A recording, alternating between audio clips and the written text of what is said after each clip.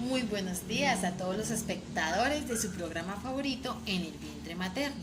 El día de hoy tenemos a dos invitadas especiales, que son las obstetras Eva María Corso y Rosy Martínez, quienes nos aclararán algunas dudas que se pueden presentar con este tema del proceso de la formación de los bebés, desde su experiencia y su sabiduría. En el encuentro anterior hablábamos de los sacos coriónicos, sobre cómo se recubre en su totalidad por vellosidades coriónicas y a medida que la decidua capilar se estira y se adelgaza, se empiezan a degenerar y desaparecer estas vellosidades del saco coriónico y deja un corión totalmente liso. Entonces, retomando con todo esto, me gustaría saber por parte de la doctora Eva qué sigue pasando con el bebé en este proceso de formación y de crecimiento en medio de esta etapa. Claro que sí. Bueno, antes que nada, muchas gracias por la invitación y con respecto a tu pregunta, a medida que crece el embrión, se va agrandando pues también el útero, el saco coriónico y la placenta.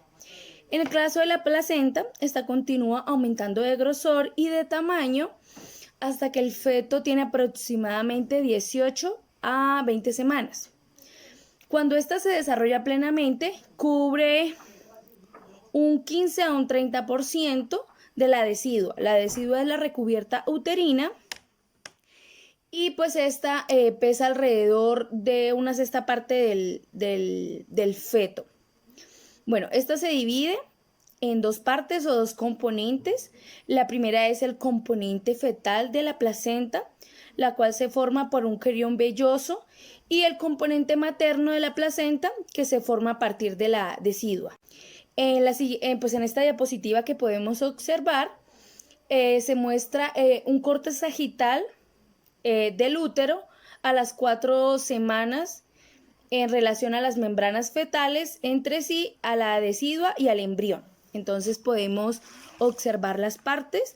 Entre esas está la vagina, el tapón mucoso, la cavidad uterina, la placa coronaria, también las arterias, las vellosidades coronarias, también el cordón umbilical, el corión liso, entre otros, que podemos observar en esta diapositiva que se muestra. Muchas gracias. Está muy clara la explicación acerca de los cambios o los factores que interfieren en esta etapa. Ahora me gustaría saber por parte de la doctora Rossi cómo es este proceso de la unión feto-maternal. Bueno, Noralit, muchísimas gracias. Antes que nada, pues me gustaría agradecer por tu invitación. Para mí es un placer estar aquí y poder compartir algo de mis conocimientos con respecto al tema. Bueno, para responder a tu pregunta, lo que pasa en este proceso es que la porción fetal o el corión velloso se une a la porción materna de la placenta o a la decidua basal por medio de la concha citotrofoblástica. Es decir, la envoltura que corresponde a un tejido trofoblástico. Y el saco coriónico se une a la decidua basal, que no es más que la recubierta uterina.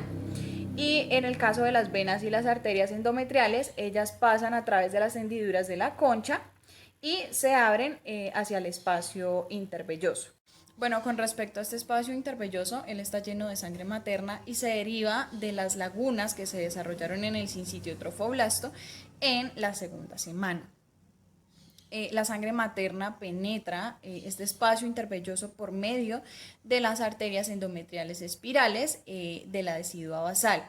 Estas arterias pasan por la concha y vierten sangre en este espacio intervelloso, ¿no? Esta sangre pues es muy importante porque lleva material nutricional y el oxígeno necesario para el desarrollo y el crecimiento óptimo del feto. Y asimismo es importante porque ayuda a eliminar las sustancias de desecho del feto como el dióxido de carbono, sales, etc. Y bueno, acá pues nos presentan una imagen, encontramos el tabique placentario, la decidua basal, el miometrio, las venas endometriales y las arterias endometriales que pues constituyen juntos la circulación materna, la cubierta citotrofoblástica, vellosidad de fijación, la decidua parietal, el corión liso, los amnios, el espacio intervelloso, la circulación fetal, bueno, y pues el tronco velloso principal. Para cerrar, quisiera aportar algo de lo que acaba de hablar mi colega, y es que el saco amniótico crece más rápido que el coriónico. Y como resultado se fusionan los aminios, el corión liso, para formar la membrana amniocoriónica, que pues esta se rompe en el trabajo de parto. Muchas gracias a las dos por estos grandes aportes a nuestro conocimiento sobre estos factores. Ahora los chicos que nos están viendo en este momento quisieran saber qué ocurre en el proceso de circulación placentaria. ¿Podría por favor explicarnos cómo se lleva a cabo este proceso o qué más factores se ven implicados en este complejo proceso, doctora Rossi? Por supuesto que sí, en primera medida vamos a hablar de la circulación placentaria, luego de la circulación placentaria fetal y por último de la circulación placentaria materna. En este primer caso, en el caso pues de la circulación placentaria, las ramificaciones de las vellosidades coriónicas de la placenta proporcionan un área en la superficie grande donde se lleva a cabo el intercambio de materiales de la membrana placentaria. Entonces, bueno, esta es muy grande, cumple una función de barrera también, ya que está en medio de la circulación fetal y la circulación materna. Y es por medio de estas vellosidades en rama que surgen a los lados de las vellosidades en tallo que pues se lleva a cabo el intercambio de materiales entre la madre y el feto. En el caso de la circulación de la madre, la sangre que está muy poco oxigenada sale del feto por medio de las arterias umbilicales. En el caso de la fijación del cordón en la placenta, las arterias se dividen en varios números de arterias coriónicas que se van a ramificar antes de penetrar las vellosidades coriónicas. En el caso de los vasos sanguíneos, estos forman un sistema arteriovenoso muy extenso dentro de las vellosidades coriónicas que llevan sangre fetal muy cerca a la de la madre. Bueno, este sistema proporciona un área muy grande que sirve como intercambio de material gaseoso y de productos metabólicos entre el torrente sanguíneo de la madre y el del feto. La sangre fetal bien oxigenada en los capilares fetales pasa a las venas de pared delgada que siguen a las arterias coriónicas hacia el sitio de la unión del cordón umbilical en donde convergen para formar la vena umbilical. Este vaso grande lleva sangre rica en oxígeno al feto. De manera normal no se mezclaría la sangre fetal con la sangre materna, pero en ocasiones puede llegar a suceder que las pequeñas gotas de sangre del feto pasan hacia la madre a través de efectos diminutos que se van formando en la placenta materna. Bueno, la sangre en el espacio intervelloso se halla fuera del sistema circulatorio materno de una forma pues temporal. Penetra en el espacio intervelloso a través de 80 a 100 arterias endometriales espirales en la decidua basal. Bueno, estos vasos vierten sangre en el espacio intervelloso a través de hendiduras de la concha citotrofoblástica y el flujo sanguíneo de las arterias espirales es pulsátil, es decir, pulsa o golpea y se impulsa en brotes tipo chorro por la presión sanguínea materna.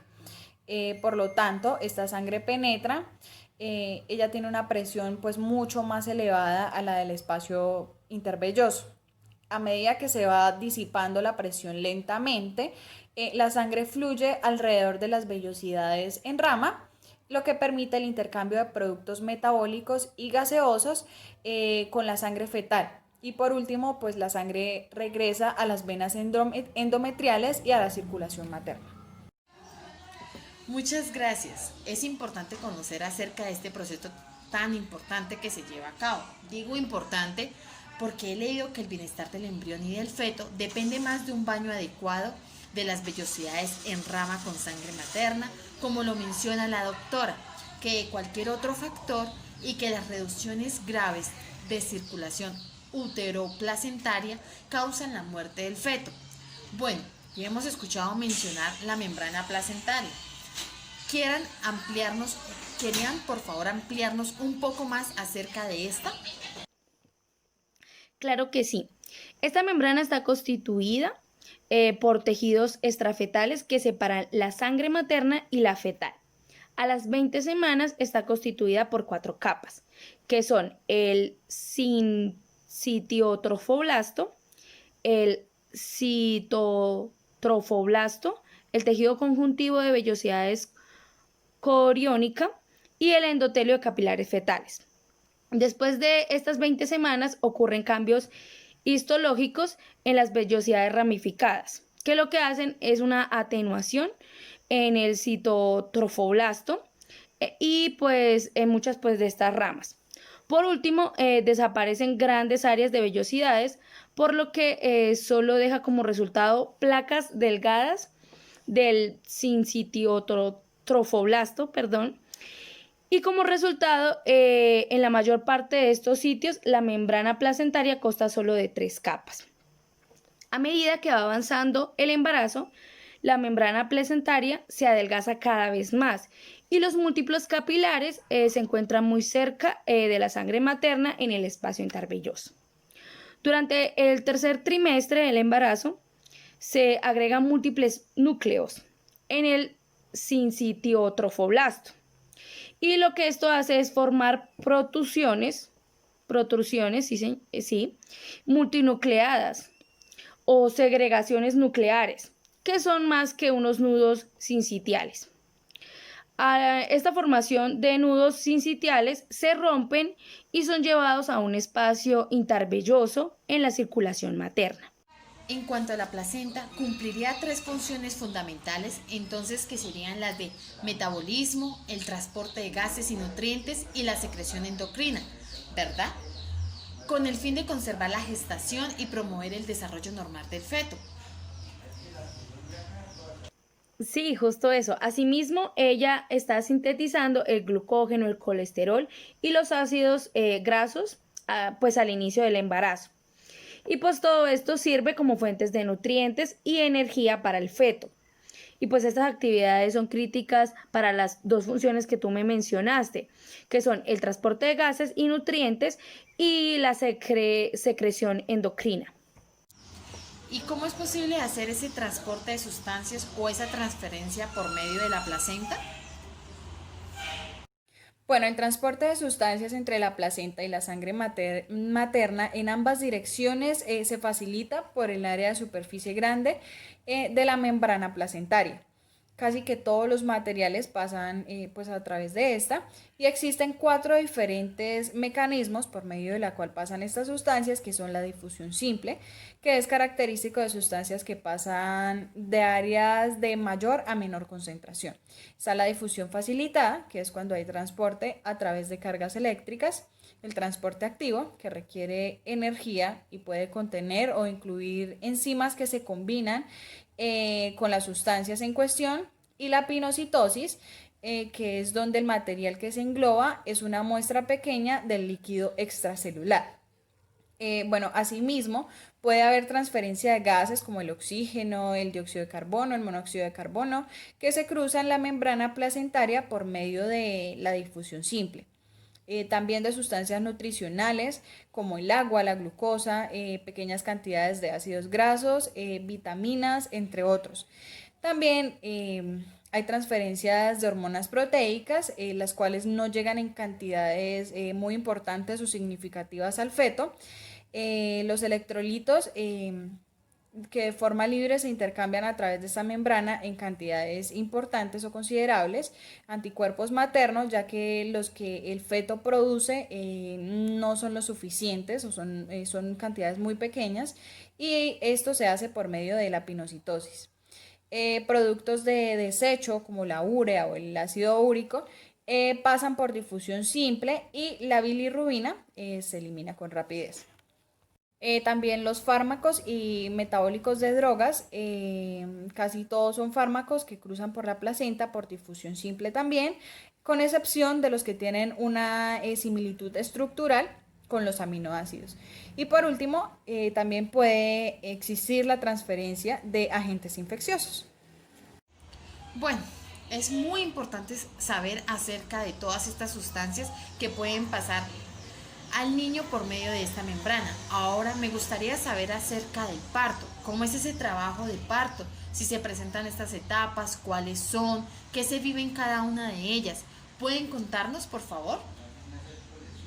El parto es un proceso de nacimiento donde se expulsa el feto, la placenta y las membranas fetales del aparato reproductor de la madre, que pues es lo que hemos venido hablando en el programa del día de hoy. El trabajo de parto es la secuencia de contracciones uterinas involuntarias que se originan para la dilatación y el proceso de expulsión del feto. Aquí hay una interacción de diferentes hormonas, pues para llevar a cabo estas contracciones que presenta pues la mujer cuando está en estado de embarazo. En esta diapositiva podemos observar cómo hay una mujer que no está en embarazo. Una mujer que tiene 20 semanas de embarazo y otra que tiene 30 semanas de embarazo. Y pues se puede observar cómo el feto se empieza a adaptar al cuello uterino a medida que pues se va desarrollando. Por ejemplo, a las 20 semanas el útero y el feto llegan a nivel del ombligo y a las 30 semanas ya se encuentra en la región epigástrica de la mujer. Bueno, ahora hablaremos del trabajo de parto que pues pasa la mujer, que tiene 4 etapas. La primera etapa del trabajo de parto es el proceso de la dilatación. Se inicia cuando hay pues pruebas de dilatación progresivas del cuello y esta etapa termina con la dilatación completa del cuello, que por lo general dura 12 horas en el caso de mujeres primerizas y pues si no son primerizas duran pues mucho menos. Un poco menos, perdón. La segunda etapa del trabajo de parto inicia con la terminación de la anterior. Es decir, hay una dilatación completa del cuello y es acá pues donde nace el niño. Aproximadamente dura 20 a 50 minutos dependiendo si la madre es primeriza o no. Después del parto,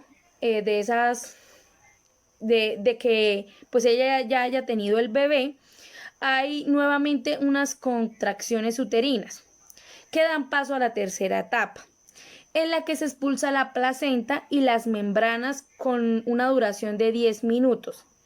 Por último, tenemos la cuarta etapa, que es el complemento de la tercera etapa, donde pues se da terminación a la expulsión de la placenta y de las membranas en su totalidad. Y pues esto dura aproximadamente 2 horas. En la diapositiva que está pues a continuación, que podemos observar, vemos todo el proceso que les he mencionado, el trabajo de parto, en varias secuencias. En realidad pues ahí se muestran pues varias secuencias, pero como tal pues son 4 etapas de trabajo de parto. Ahí se ve cuando pues empieza a dilatar la mujer, ya después empiezan pues las contracciones progresivas y ya pues como tal nace el niño y se empiezan a expulsar la placenta y pues las membranas en su totalidad, que sería la cuarta etapa del trabajo de parto. Muy interesante todo este proceso. Quizás algunas de nosotras que ya somos madres, que pasamos por todos estos procesos, pero a veces no nos detenemos a pensar en qué fase estamos o tan siquiera sabemos qué etapas son las del parto. Entonces considero que es muy importante todo esto y pues conocerlo. Ahora bien, nos preguntan la función del cordón umbilical en todo este proceso, así como la intervención de los amnios y líquidos amnióticos, que también nos gustaría saber. Nuestros espectadores están emocionados escuchándolas, viendo todo este proceso el cual está ocurriendo. Bueno, en el primer caso, en el caso del cordón umbilical, para la fijación de se conecta el embrión o el feto con la placenta. Suele encontrarse pues casi en el centro de la superficie fetal de este órgano feto materno. Ellos pueden llegar a medir de 1 a 2 centímetros de diámetro y de 30 a 90 centímetros de largo. Comúnmente está entre 55 centímetros y es muy raro encontrar cordones excesivamente largos, pero en el caso, o sea, es importante que haya una diagnosticación temprana de este cordón umbilical largo, porque puede enrollarse muy fuerte en el bebé o en ciertas zonas en el cuello y puede producir falta de oxígeno en el feto o en el embrión. Entonces, esa falta de oxígeno le causaría daños en el cerebro y podría causar retraso mental. Bueno, este cordón umbilical posee arterias y venas principales, como las arterias umbilicales y la vena umbilical, para el intercambio de sustancias nutritivas y la sangre rica en oxígeno entre el embrión y la placenta. Y ahora, en el caso del líquido amniótico, él tiene un sitio importante en el crecimiento y en el desarrollo fetal. Las células amnióticas pueden secretar cierta cantidad de líquido amniótico, pero la mayor parte es derivada del líquido del tejido materno a través de la membrana aminocoriónica y ayuda al feto a moverse en el útero, pues lo cual permite el crecimiento óseo apropiado, al desarrollo apropiado de los pulmones y a evitar la presión en el cordón umbilical. El contenido de agua del líquido amniótico cambia cada 3 horas. También ocurre el intercambio de líquido con sangre fetal a través de este cordón umbilical, y donde el amnio se adhiere con la placa coriónica en la superficie fetal de la placenta. Entonces, en consecuencia, el líquido amniótico se encuentra en equilibrio con la circulación fetal. Este líquido amniótico es casi que un 90% compuesto de agua, pero también está conformado por sales orgánicas e inorgánicas, proteínas, hidratos, grasas, enzimas, hormonas y pigmentos, como ya pues en algún momento se había comentado. Y por medio de este líquido se puede llegar a detectar el sexo del bebé o detectar fetos con anormalidades cromosómicas. Y ampliando un poco la información, este líquido es muy importante ya que permite el crecimiento externo simétrico del feto, actúa como una barrera para las infecciones, permite el desarrollo normal de los pulmones, protege al feto de lesiones o golpes que pueda recibir la madre, y ayuda a controlar la temperatura corporal del feto, entre pues las que ya había mencionado anteriormente. Bueno, y ahora acá podemos observar cómo crece el amnios. Llega al saco coriónico y envuelve el cordón umbilical. También se observa que parte del saco vitelino se incorpora en el embrión como intestino primitivo. Y también se muestra de la parte fetal de la placenta y de la degeneración de vellosidades coriónicas en 3 semanas, 4 semanas, 10 semanas y 20 semanas. Importantísimo definitivamente, sobre todo que está sirviendo como fuente de alimento para el feto en formación y lo protege de muchos accidentes o infecciones. Ahora encontramos el saco vitelino. Se dice que este saco no es funcional en cuanto se refiere a almacenamiento vitelino, pero por su presencia es esencial por varias razones. ¿Cuáles serían esas razones? Bueno, es que este saco es importante. ¿Por qué? Porque pues este actúa en la transferencia de nutrientes al embrión durante la segunda y tercera semana de gestación y pues también establece la circulación uteroplacentaria. Asimismo, pues se inicia el desarrollo de la sangre en el mesodermo extraembrionario que recubre la pared del saco vitelino y continúa pues esta información hasta la 6ª semana. Del mismo modo, en la 4ª semana, el endometrio del saco vitelino se incorpora al embrión como intestino primitivo y este endodermo origina el epitelio de la tráquea, pulmones, los bronquios y el aparato digestivo. Y en la 3ª semana que habíamos mencionado, en el recubrimiento endométrico de la pared del saco vitelino aparecen unas células germinativas primordiales, que más tarde pues estas migrarán hacia las glándulas sexuales en desarrollo. Es importante cada órgano, tejido, líquido, bolsa, saco que existe o que se forma para el correcto desarrollo y la correcta formación de los bebés. Pero también me gustaría saber acerca de los embarazos múltiples, sobre los gemelos, por qué hay unos que no se parecen o por qué pueden nacer niño y el otro niña. ¿Qué sucede ahí? ¿Qué implica? Bueno, en el caso de las gestaciones múltiples se poseen mayores riesgos de morbilidad, es decir, tendencia a enfermarse, o de mortalidad del feto con respecto a los embarazos simples. Los riesgos son proporcionalmente mayores de acuerdo al número de fetos y actualmente los nacimientos múltiples son más comunes por la estimulación de la ovulación que ocurre cuando se administran gonadotropinas exógenas en mujeres con falta de ovulación y en quienes se trata la infecundidad mediante fecundación in vitro y transferencia del embrión. Bueno, existen dos tipos de gemelos. Los primeros son los gemelos disigóticos, que resultan de la fecundación de dos óvulos por espermatozoides diferentes. Estos gemelos se desarrollan a partir de dos cigotos y pueden ser del mismo o de diferente sexo. Por la misma razón genética, pues no son similares más que hermanos y hermanas que nacieron en diferentes épocas. El único hecho que tienen en común es que se encontraron en el útero materno, es decir, que fueron compañeros de matriz. Y por otro lado están los gemelos monocigóticos, que resultan de la fecundación de un óvulo y el desarrollo de un cigoto. Estos gemelos son del mismo sexo, son genéticamente idénticos y son muy similares en su aspecto físico. Estos gemelos suelen iniciarse en la etapa del blastocisto alrededor del final de la primera semana y resultan de la división de la masa celular interna o embrioblasto en dos primordios embrionarios. De manera posterior se desarrollan los embriones, cada uno en su saco amniótico, con un saco coriónico y una placenta común. Bueno, acá en esta imagen podemos ver diagramas de gemelos disigóticos. Se observa cómo surgen dos cigotos, se muestran relaciones de membranas y placentas fetales en el caso de que los blastocitos se implanten por separado y también cerca.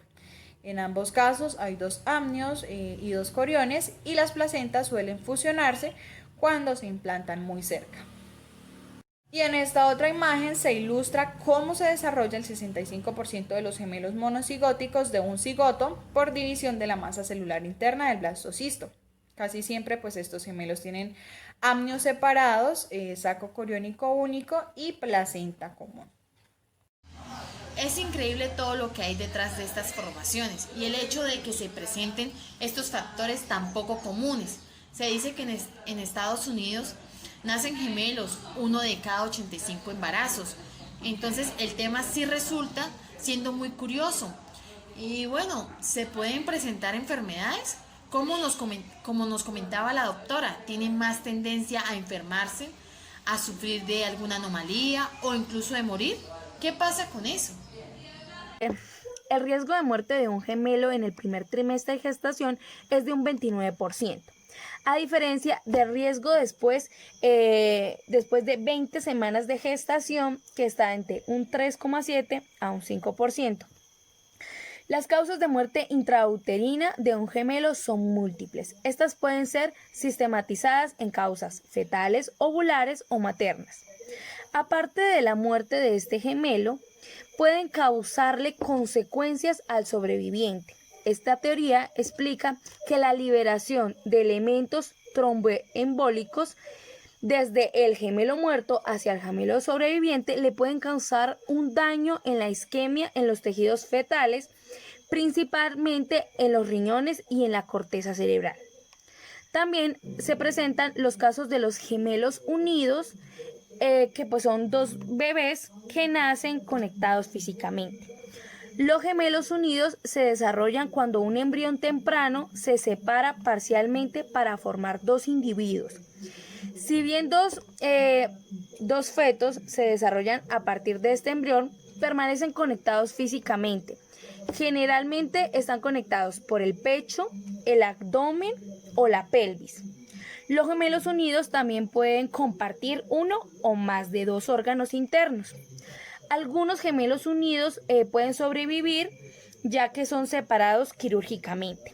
El éxito de estas cirugías depende del lugar donde los gemelos estén conectados. Por ejemplo, será más difícil desconectarlos si están en el cerebro o en el abdomen si comparten más o un órgano interno. Asimismo, también la experiencia y la habilidad que tenga el equipo quirúrgico para realizar la operación. El embarazo de siameses es complejo y aumenta enormemente el riesgo de las complicaciones graves. Además, los siameses requieren un parto quirúrgico por cesárea debido pues a su anatomía.